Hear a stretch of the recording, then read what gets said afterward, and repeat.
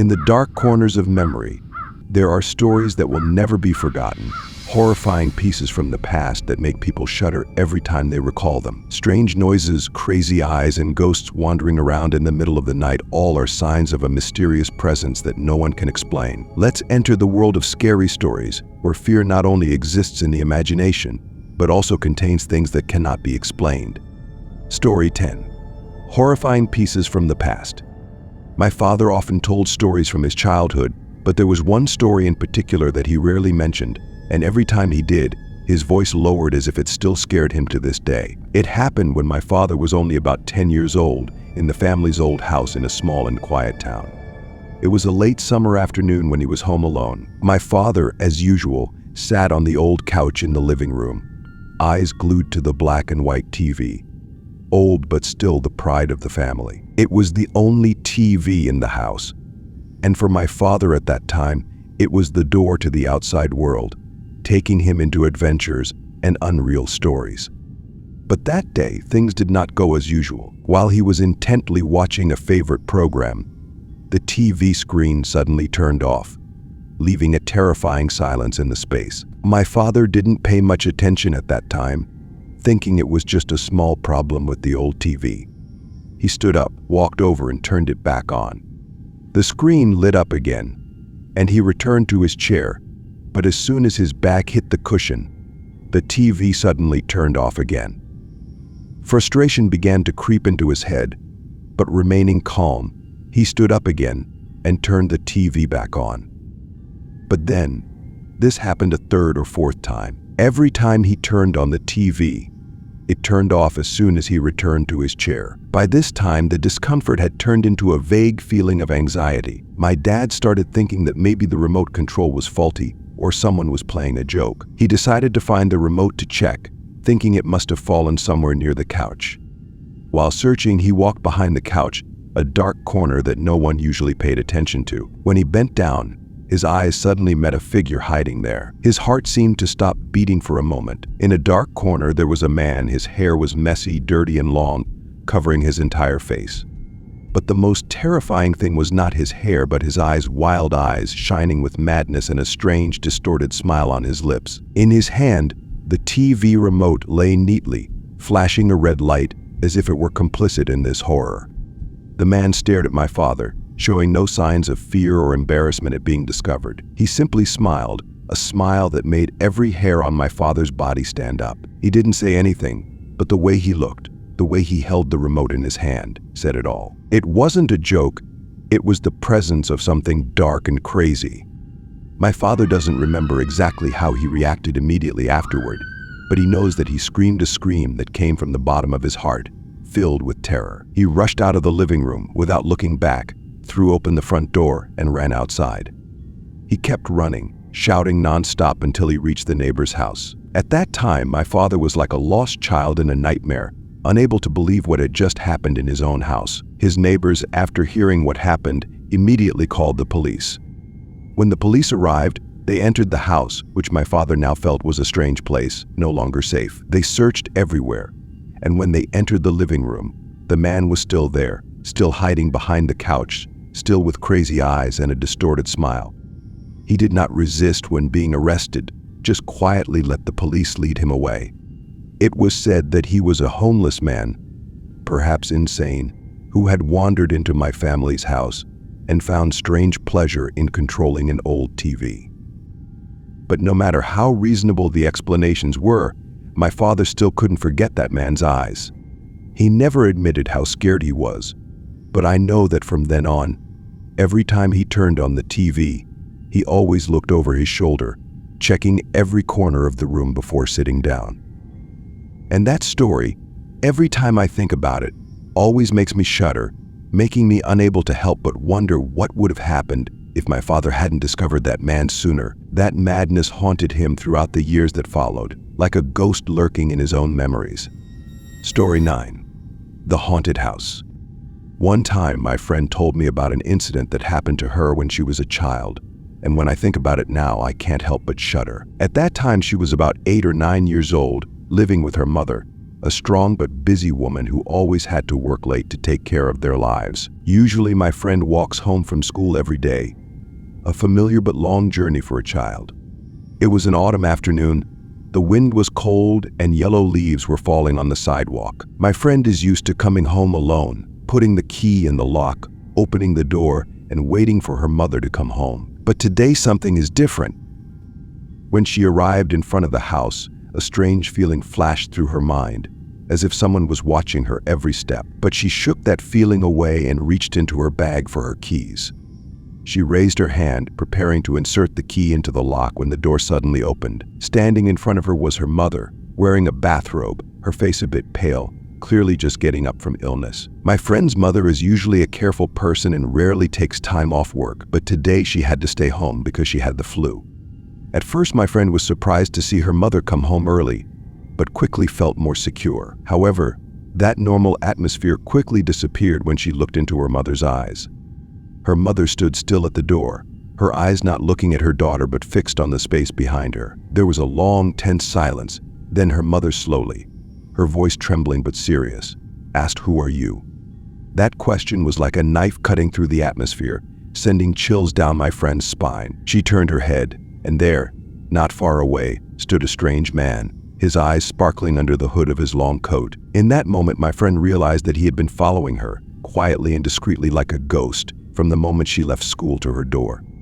The man stood there, just a few steps away, but as soon as he notices the mother's presence, he immediately turned his back, walked quickly down the small road, and disappeared into the corner, as if he had never appeared. My friend still stood stunned, his trembling hand clutching the key, unable to speak. Her mother, despite being weak from illness, quickly pulled her into the house and locked the door. Mother and daughter sat down, hugging each other tightly in the dark living room, their hearts pounding in their chests. Neither of them could say a word. Her mother didn't need to be told that something terrible almost happened, but fortunately her illness that day kept her at home, perhaps saving her daughter from an unpredictable disaster. After that day, my friend never forgot the look in her mother's eyes at that moment, full of fear and caution, as if she had seen something most horrifying that no one ever expected to encounter. And the image of the man in the long coat, with a cold smile disappearing into the darkness of the road, still haunts her to this day. What if her mother wasn't home that day? It was a question with no answer, but it always made her shudder every time she thought about it. Story 8. The feeling of being watched. Jacob's childhood was marked by an undercurrent of tension, the kind that permeated the air in a house where darkness hung just below the surface. His mother is a troubled soul, plagued by addiction, while his father, flawed as he is by her side, driven by a combination of duty and love for his son. However, this special night would be seared into Jacob's memory with horrors that no child should ever have to endure. It was past midnight when Jacob and his father were suddenly awakened by a series of loud, disturbing noises. The sounds were sharp, almost frantic, like someone or something was desperately trying to escape or break in. They came from his mother's bedroom, where she was believed to be sleeping after another drug-induced coma. Jacob's father, a man who had learned to expect the worst but still hope for the best, jumped out of bed, his heart pounding in his chest. He ran quickly down the dark, narrow hallway, the wooden floor creaking under his weight. When he reached her door, he stopped only for a moment before banging on it. The noise suddenly stopped. After what seemed like an eternity, the door creaked open. There she was, standing in the dim light, confused and disoriented. She glared at him, her eyes dull but filled with exasperation, as if he had interrupted her from some important activity. "What the hell are you doing?" she hissed, her voice thick with sleep. His father, trying to keep his voice steady, asked about the noises, but she just stared blankly, too stunned to understand what he was saying. Her lack of reaction might have reassured her another night, but something wasn't right. The air in the room seems colder, the darkness longer. His father's eyes darted around the room, trying to piece together what had happened. Then he saw the window was wide open, letting in the cold night air, even though it had been closed tightly before they went to bed. The TV, an older, bulky model, had been moved across the room, screen facing the open window, still plugged in but flickering with static. Panic rose within him. This was not something his wife would have done, even at her worst. There was intentional wrongdoing at the scene. His father moved quickly, slamming the window and locking it, his mind racing. He grabbed a wooden stick, a makeshift weapon, and used it to block her door from closing from the outside. She protested weakly, but he couldn't reason with her. That night, he made her sleep in the living room, too worried to leave her alone in that room. Jacob had barely woken up when his father shook him around 5 a.m. The sky outside was still dark. The house was eerily silent, except for the vague sound of leaves rustling on the window. Jacob trudged into the kitchen, where his mother was sitting, looking strangely silent, looking up at the ceiling. A moment later, his father appeared, his face pale, his eyes wide open as if he had seen a ghost. He motioned for them to be quiet, placing his finger on his lips. Then they heard a slow, deliberate noise above them, like some heavy object being pulled across the roof. The sound moved from one end of the house to the other, methodical and unhurried, as if whatever was up there knew it was listening and was in no hurry to reveal itself. Jacob's father tightened his grip on the stick, his knuckles turned white, but he did not move. They just sat there, frozen in fear, listening to the mysterious footsteps until finally the sound stopped. As dawn began to break, Jacob's grandmother was called. She agreed to let them stay with her for a while without asking anything. They quickly packed up their things, preparing to leave the house that suddenly became strange and hostile. Before leaving, Jacob wandered into the living room, his eyes drawn to the doorway leading to an empty room at the end of the hallway. The door was slightly open. The room behind was in darkness. And then he saw a thin, pale finger grasping the edge of the door. That's not an ordinary finger. It was unusually long and spongy, the skin taut against the bones, but too soft, too pliable, as if it were not quite human. That scene made Jacob startle in horror. He shouted, pointing toward the door, and his father rushed in, picking him up in one swift motion. His mother panicked, following close behind as they ran from the house, running as if their lives depended on it. They drove to a nearby gas station, where they huddled together in the car, the station's fluorescent lights casting harsh, unforgiving shadows. They didn't say much, just sat silently, eyes glued to the road, waiting for Jacob's grandmother to arrive. When she finally parked her old truck, they pulled in without saying a word. Jacob tried to explain what he saw. The finger did not belong to any creature he knew, but his father just shook his head, his eyes distant, as if trying to convince himself that it was all one thing. Bad dream. A few days later, during the day, they returned home and carefully took their belongings. Nothing was stolen and the window in the empty room remained wide open, but they didn't linger. They took what they could and left for good, leaving behind the house and whatever lurked within its walls. To this day, Jacob's family has never mentioned that night. The house was eventually sold, but Jacob couldn't shake the memory of that finger, an escalating sense of dread that has haunted him ever since. There was something in that house, something that didn't want them there, and whatever it was, Jacob hoped to never see it again. Story 7. Strange Presence. When I was 13 years old, I had a bedroom that, if I had to use the word to describe it, secluded would be the perfect choice. My room is on a separate floor, completely separate from the rest of the house. From here, even the slightest noise was easily swallowed by silence, and my parents never heard what happened in my room. With my wild imagination, I often stayed up late, scared by the self-created ghosts in my head and the feeling of paranoia that haunted me every night. That night started like any other normal night. It was raining a little outside, not enough to create a storm, but enough to make the drops of water outside the window create a strange rhythm, as if someone was trying to knock on the door. I fell asleep, but then suddenly woke up. Looking at the clock, the hands pointed to exactly 2 a.m., the moment of mysterious things I often heard about. An unpleasant feeling immediately spread through me, but I couldn't pinpoint the cause. I lay still, listening, trying to reassure myself that everything was okay, but in my mind, the undercurrents of fear began to rise. Suddenly, from the corner of my eye, I saw a round black shadow right above the head of the bed, smashing into my vision like a ghost from another world. My heart started pounding in my chest, but then I realized it was just my hat. Remembering that I sometimes hung my hat on one of the wooden posts at the edge of the bed for easy access, I took a deep breath, tried to calm myself and go back to sleep. But my sleep didn't last long. About half an hour later, I woke up again, and this time the shadow at the edge of the bed startled me again. But like before, my brain started to clear up, and I remembered it was just a hat. I tried to fall asleep again, but this time sleep came to me more difficult. Then it happened again, maybe half an hour later the second time. I woke up, And once again, the shadow at the end of the bed made my heart beat fast, but this time I wasn't so easily fooled. I was thirsty and reached down to the edge of the bed to find a bottle of water, intending to take a sip to quench my thirst. But instead of finding a water bottle, I found my hat. At that moment, a cold feeling covered my entire body. The hat that should have been hung at the head of the bed was lying at my feet. I suddenly almost fell out of bed trying to turn on the light. The light flashed on, and as it hit my bed, I felt like my whole world had collapsed.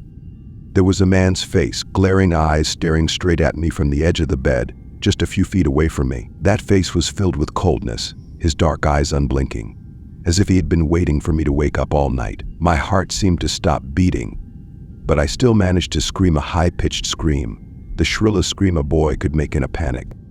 I jumped out of bed, running as fast as the wind, passing the man squatting on the edge of the bed. I felt like he was trying to grab me, but my adrenaline helped me get away from him. I rushed down the stairs, my heart racing, not daring to look back for fear that he was following me.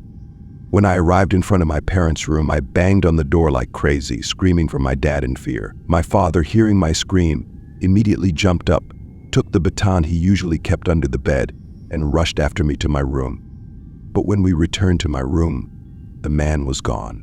My room's window was wide open, the cold wind blew in, and apparently he jumped out. My father quickly closed the window, but we both knew that the man was very close, too close. That night, I couldn't sleep again.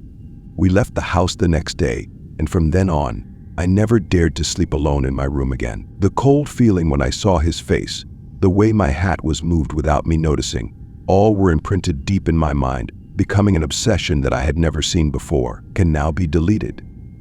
In Story 6. The Man Watching from Behind. When I was a child, every weekend my big group of friends would gather at my house. We enjoyed playing hunt, also known as hide and seek, a game we played all summer. Our play area is very large, including the front and back of the houses and the woods behind my house.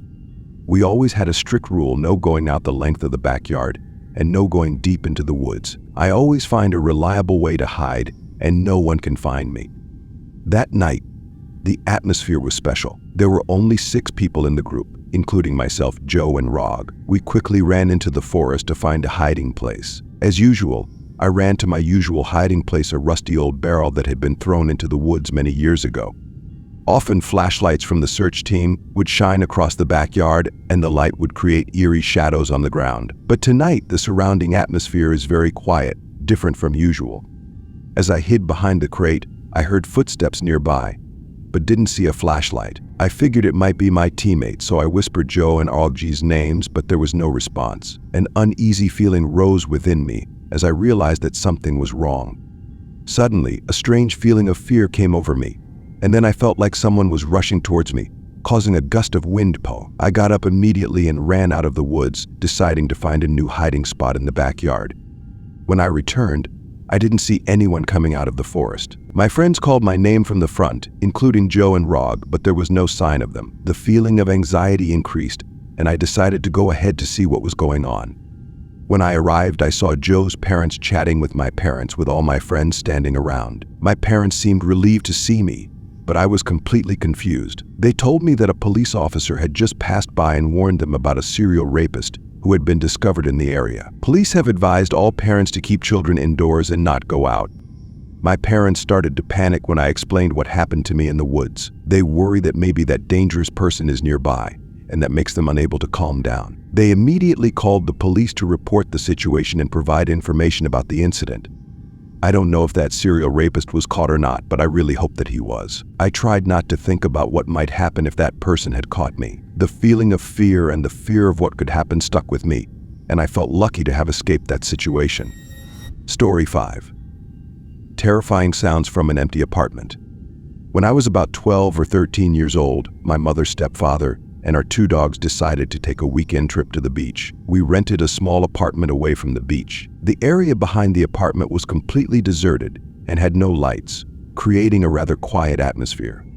After arriving, we packed up and went to dinner. Dinner ended quickly, and we returned to the apartment around 9 p.m. The apartment seems quite ordinary at first glance, with a simple and unassuming interior. After returning, we started to relax and watch TV. My mother and stepfather sat on the sofa, while the two dogs lay on a small bed made from the couch we had brought with us.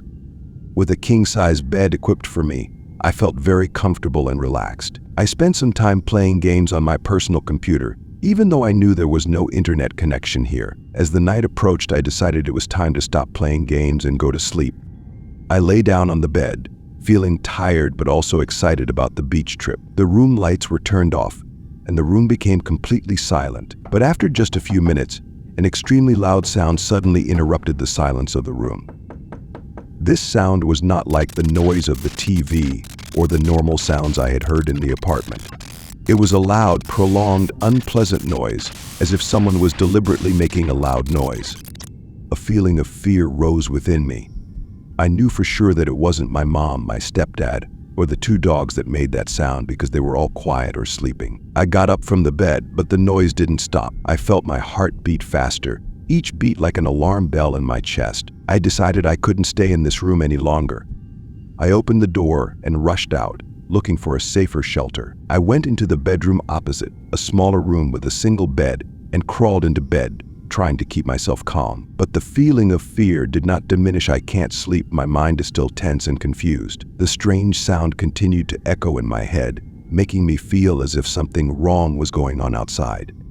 The next morning, as sunlight began to shine into the apartment, I decided to tell my mother about what had happened. I described in detail the terrifying sounds and feelings of confusion I experienced. My mother and stepfather listened but were skeptical. They thought that maybe it was just my imagination, or maybe it was a natural sound from the outside environment that I didn't recognize. Still, I felt certain that what I had heard was not a figment of my imagination. Even though my mother and stepfather tried to reassure me, the feeling of insecurity and fear from that night never left me. Every time I remember it, I still feel cold and worried, and that fear still haunts me for a long time. Story 4. The open door and strange footsteps. When I was about 25 years old, I went to North Carolina for a job interview. I decided to stay with Mike, one of my closest friends, even though the company where I interviewed was a 2-hour drive from Mike's house. It was a great opportunity to see Mike again after not seeing him for so long. After a successful interview, I was offered the job and decided to throw a small party to celebrate. Mike had planned a yard party that evening with a few friends and many beers. The party lasted until late and the guests gradually left. When night falls and everyone is gone, Mike doesn't pay much attention to who comes in and out of the house, because he's not the controlling type. Around 4 a.m. when the party ended and the house became quiet, I felt the need to go up to the bathroom. In a drunken state, I staggered up the stairs, my body tired and my mind not alert. In the bathroom, I rinsed the snake and soaked my face in hot water to try to wake myself up. As I stood up, I caught a glimpse of a furtive gaze through the slightly open door of the bathroom. A feeling of coldness and fear came immediately. A scream burst out of my mouth when I recognized that mysterious presence. The shadow seemed to disappear as soon as I fell to the bathroom floor, bewildered and confused. I stumbled out of the bathroom, my hands shaking, and called Mike's name in vain. The sound of him answering came from downstairs in the kitchen, but that couldn't have been because I didn't hear his footsteps on the stairs. I feel like I'm lost in a nightmare. I called Mike's name again, hoping that his presence would reassure me. I didn't get a clear answer and my anxiety increased. In a drunken and tired state, I decided to go to the living room and almost fell off the bed. The cold feeling still prevailed, and I fell asleep, although I couldn't shake the feeling of uneasiness. When I woke up, it was not yet dawn and I felt an unbearable headache. The room was cold, my feet were hanging over the edge of the bed, and I immediately felt a cold feeling like something was clinging to my feet, gently stroking it. A hoarse voice whispered in my ear, with vague words, "Can you help me?" Extreme fear overtook me, and I jumped up screaming and rushed out of bed, lacking the strength to keep calm. When I met Mike at the top of the stairs, I felt some comfort. I called the police immediately, and they arrived shortly after. Upon investigation, they discovered that the intruder was a woman in her 40s, suffering from severe addiction. She admitted that she simply walked into Mike's house and hid in the closet. The eyes I saw through the bathroom door were hers, silently observing me. After that terrible night, I will never forget the feeling of cold and fear. I always make sure my feet are covered thoroughly with bed sheets every time I sleep. The memories of that intrusion still haunt me, making it impossible for me to find peace in my sleep, and the worry about my safety in seemingly safe places still haunts me. Story 3. Footprints in the snow. Winter had blanketed South Lake Tahoe with a blanket of snow, and a few friends and I were enjoying a ski vacation at a luxury cabin. The large and cozy house was where we chose to stay during the cold nights of the blizzard. On the third night of the trip, when a snowstorm had covered everything in cold silence, I woke up in the middle of the night to get a glass of water. As I walked through the cabin to the kitchen, I heard repeated knocks on the door, each stronger and more frantic than the last.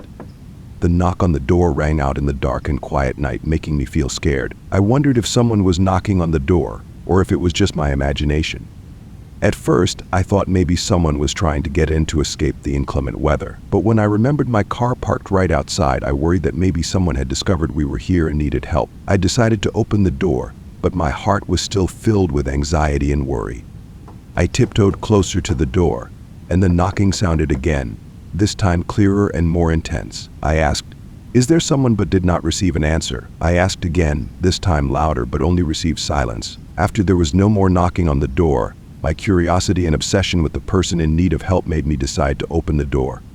I opened the door a crack, with the chain lock still on, in case someone was standing outside. When I unlocked and opened the door completely, I saw footprints in the snow leading outside the cabin.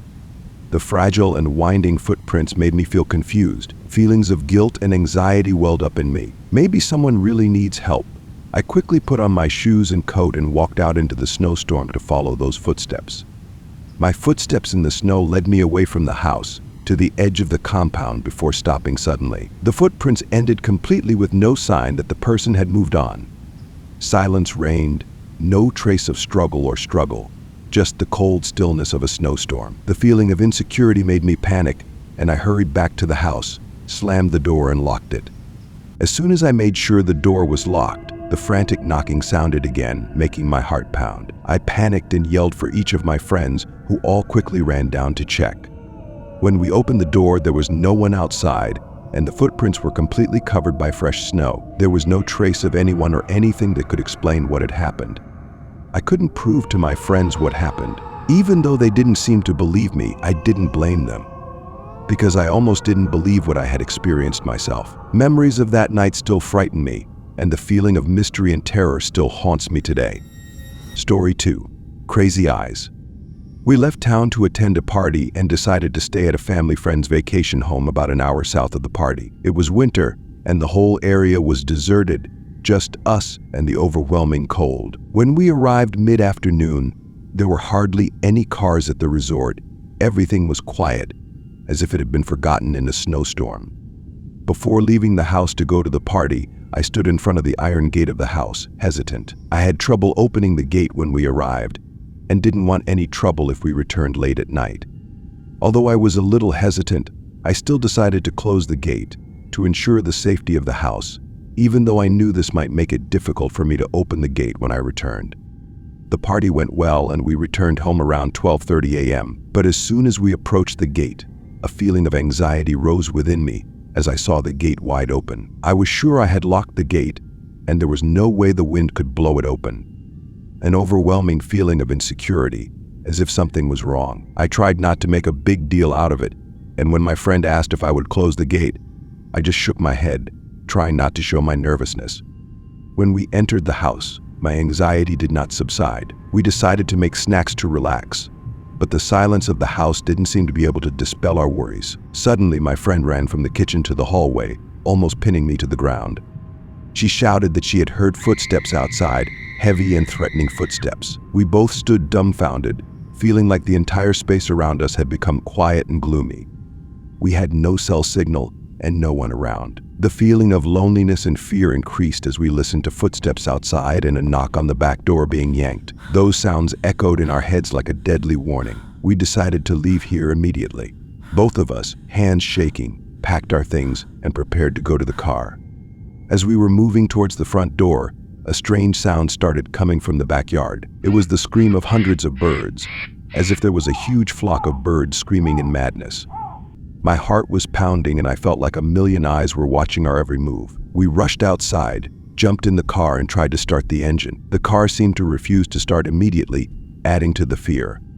Finally, the car started, but our belongings were still scattered in the car, and could not be arranged in the back seat. As we backed out of the driveway, I saw a shadowy figure running up the side of the house, approaching us. It was an unbelievable image, like a ghost from a nightmare, approaching with terrifying speed. We couldn't stop. We could only speed up and rush home. That night, none of us could sleep. The feeling of confusion and fear still haunts us, and every time we think about that night, we can't help but shudder. The open gate, strange footsteps, and the image of a figure running towards us will forever be haunting memories that will never fade in our minds. Story 1. The Ghost in the Basement. When I was 10 years old, one weekend while my parents were repainting the bedroom, we had to sleep in the basement. The whole family moved the furniture downstairs to avoid the paint dust, and we had to sleep on a pull-out couch in a crib for youngest brother Ben. The basement was pitch black. The light from the weak lights on the ceiling could not light up that gloomy space. Although not the ideal place to sleep, the feeling of being surrounded by darkness made me feel a little safe, as if the silence of the basement protected us from the unexpected. Ben, who is only 1 year old, has a habit of waking up in the night crying, and I often have to comfort him. Although taking care of her made me feel a little less scary, one night something happened that made the whole place more scary than ever. That night, when everyone was quiet, I suddenly woke up to Ben's screams. Those were not the usual cries of a small child, but desperate screams, as if something scary was attacking the child. My heart sank with anxiety, and I immediately ran to her. Ben was standing in the crib, his eyes wide with fear, pointing in one direction. I turned to look in that direction, and a cold, terrifying feeling enveloped me. Ben was pointing to a pitch-black room right next to his crib. The boiler room, where only a small gap let a faint light in, now seemed gloomier than ever.